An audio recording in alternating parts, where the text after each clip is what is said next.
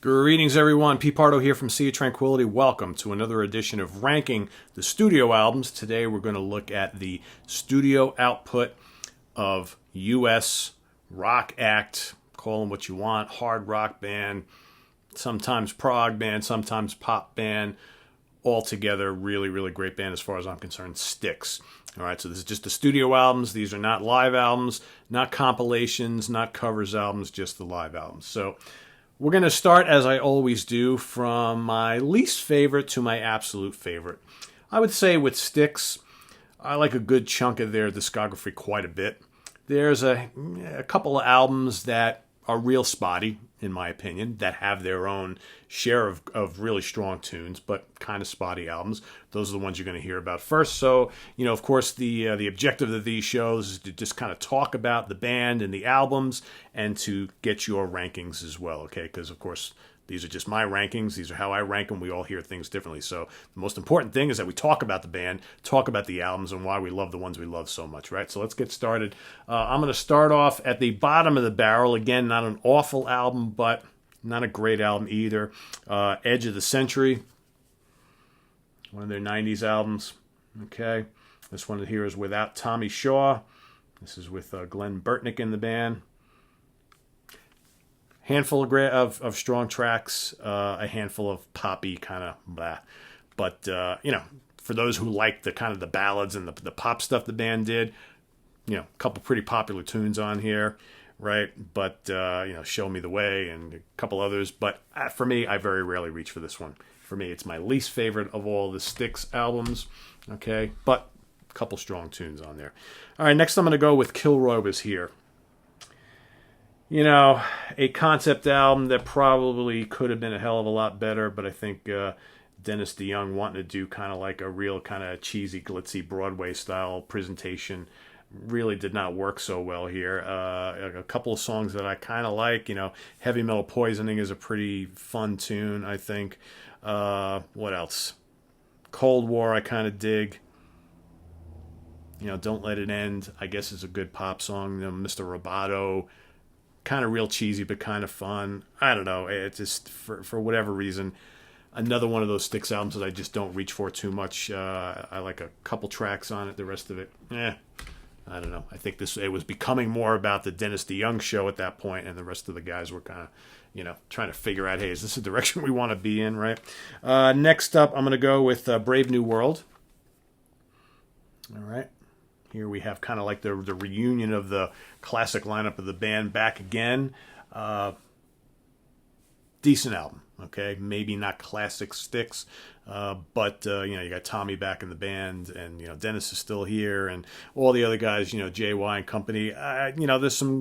This probably suffers a little bit from too many tracks, but I do think there's enough on here to make it a pretty enjoyable album. So, not bad at all.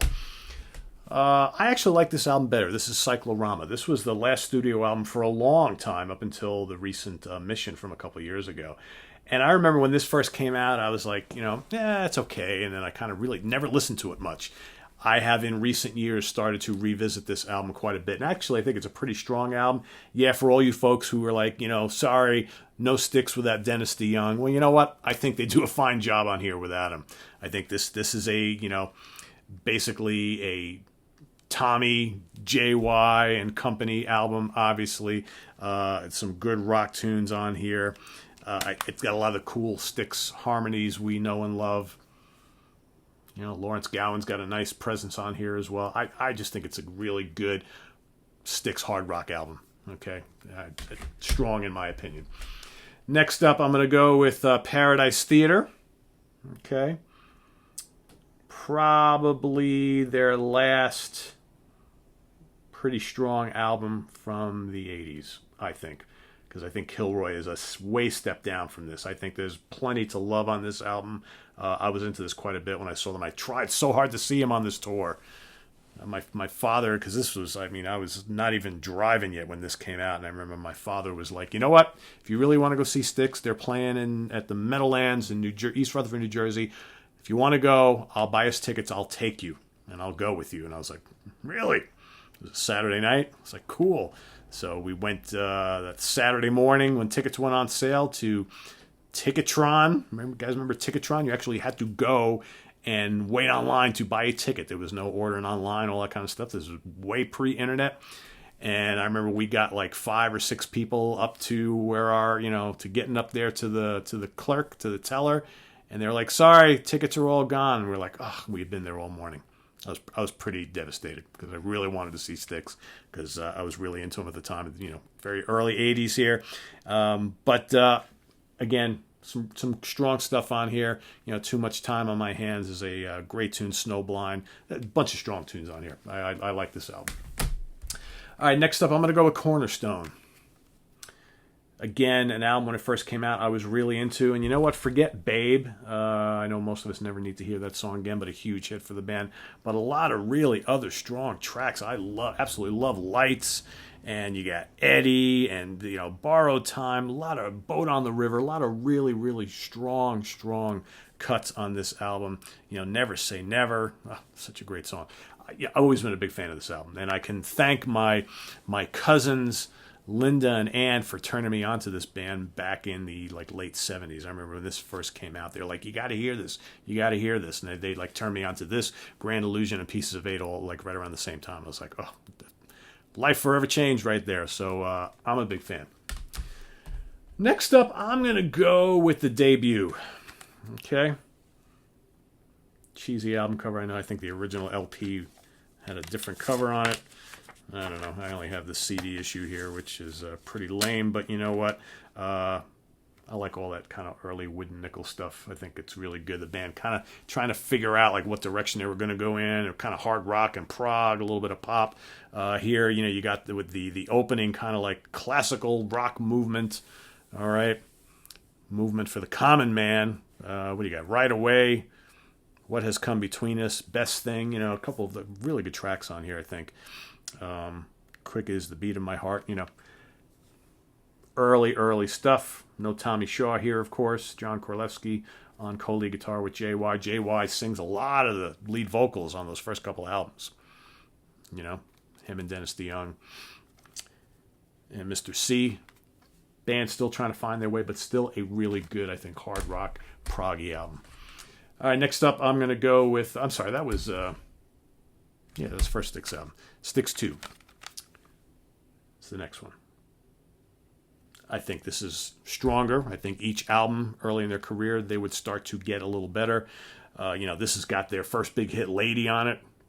Dynamite Song, Father OSA, Earl of Roseland. A lot of really strong tracks on here. You Need Love, some boogie rockers, hard rock stuff, little bits of prog.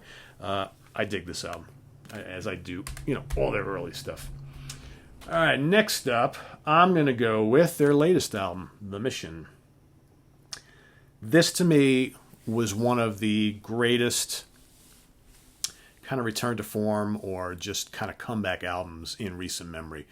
Specifically from a band that hadn't released a studio album in a long period of time, 5-10 years at least.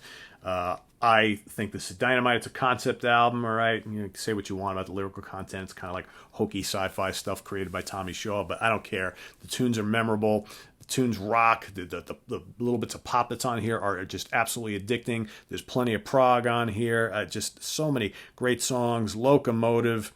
God, what else? Radio Silence. I absolutely love Radio Silence. What a hook to that song. Red Storm just absolutely kills, just top to bottom. And it's not a long album. It's maybe 35 minutes long. I wish it was longer. I'm hoping they have another studio album left in them if this is to judge by. I mean, just so good. The guys sound great, playing great. I really, really like this album a lot. Like it a lot. All right, next up, and I got this on a 2-on-1, so I'm going to tell you which order we're going to go here. So I am going to go with Man of Miracles, which is basically that guy right there. Okay, I'm going with that one next. Rock and roll feeling. The tunes that bookend the album. Rock and roll feeling, which is a really good hard rock and boogie song, and the title track Man of Miracles are so good. And there's a bunch of really strong things in between. But I like this album a lot. Okay, again, a couple tunes like a lot of the early albums. A couple really great tunes and a couple clunkers, but still a pretty strong album. I'm gonna go the next album after that. Okay, well, actually, I went in the wrong order there. Sorry, guys. So, Man of Miracles is actually going to be my favorite of the two here. Serpent is Rising is actually going to be the one coming up after Mission. Okay. And again, White Wolf, Young Man's a kick-ass tune. The Serpent is Rising, Krakatoa. Both of these albums are pretty similar and pretty almost equally as good. So that's why I found it kind of easy just to kind of rank them next to each other, right? But I'm going to go with the first one, Serpent is Rising, and the next one close to the top is Man of Miracles. All right. Next, and these were like set in stone before I even had to do this. These were like no doubters. Crystal Ball is going to be up next. I'm a huge fan of Crystal Ball, Tommy Shaw's first album with the band. God, Mademoiselle, killer song. Claire La Lune, Ballerina, na na na na na na na na na, killer epic song. What else we got? Jennifer, the title track, Crystal Ball, one of my favorite Styx songs of all time. Just the old man. It's just a really strong album.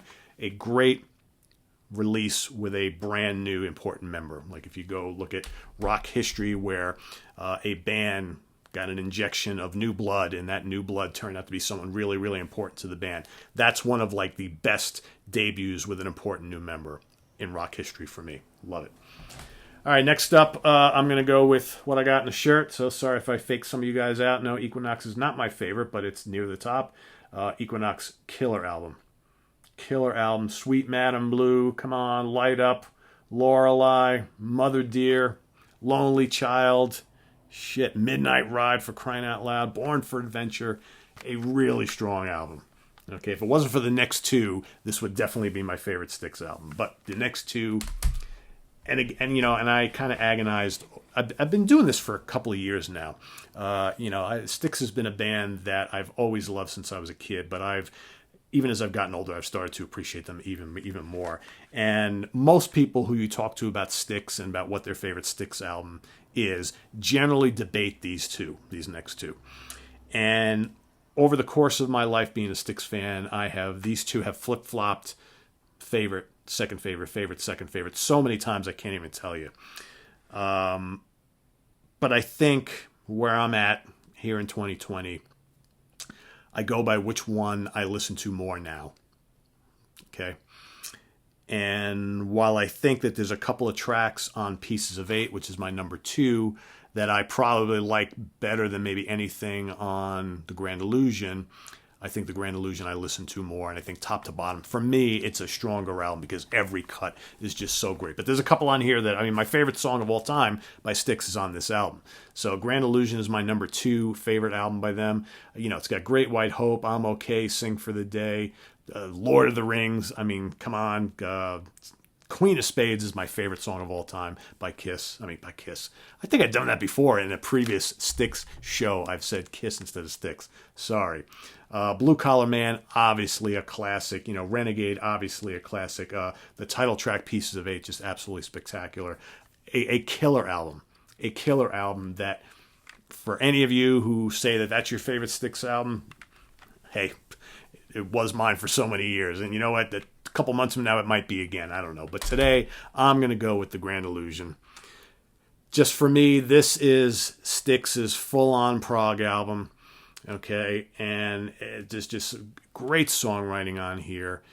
Irresistible melodies. The instrumentation is just stellar. The title track, Grand Illusion. Fooling Yourself. Okay. Superstars, Miss America, Castle Walls. Castle Walls is killer. What a prog epic that is, all right? Man in the Wilderness. The grand finale, and of course, everybody's favorite Styx anthem, Come Sail Away. Just for me, it's my number 1. But those other couple are damn good too. So let's recap my list starting from number 1 going all the way to the end. So number 1, The Grand Illusion. Number 2, Pieces of Eight. Number 3, Equinox.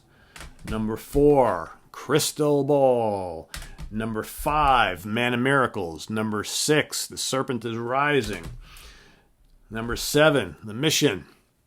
Number 8, Styx 2. Number 9, Styx.